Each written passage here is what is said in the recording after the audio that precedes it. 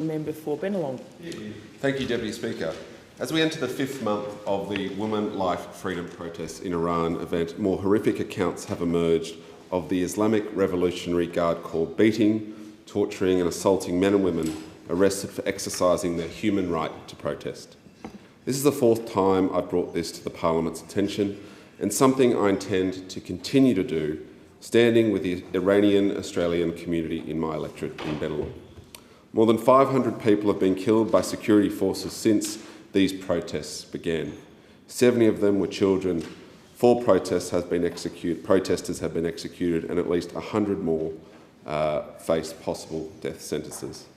Regimes that fear the power of public protest have in turn no recourse but to make the public fear the regime. This is why Iranian state security forces beat and torture prisoners, to terrify and to terrorise, to instil fear and to try and instil shame. But the shame is theirs and their regimes.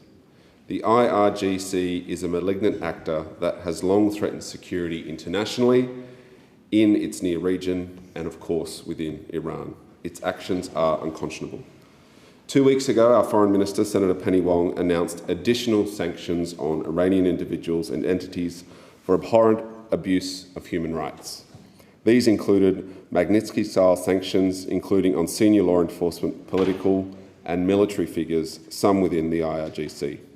And just 2 days ago, the Home Affairs Minister reiterated that the Australian government will not tolerate any attempts by the Iranian regime to disrupt peaceful protests, encourage violence or suppress views here in Australia, as they've been found to do.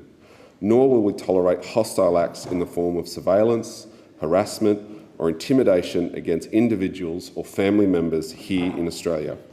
This government will not stand back and have Australians watched, tracked or intimidated by the Iranian regime. Additionally, Australia is joining partners to impose additional targeted financial sanctions on Iranian individuals and entities involved in the production and supply of drones to Russia. Iranian-made drones have been used by Russia to target Ukrainian civilians and civilian infrastructure. The government intends to employ every strategy at our disposal towards upholding human rights, ranging from dialogue and diplomacy to sanctions consistent with our values and our interests. I'd like to thank the Iranian-Australian community in my electorate of Bennelong for their ongoing advocacy and commitment to bringing this issue to my attention. I'll continue to be their voice here in this Parliament. Labor governments have a strong history of taking decisive steps on action with the IRGC and will continue to do so. Thank the member. The member for Forrest. Thank you, Deputy Speaker. I rise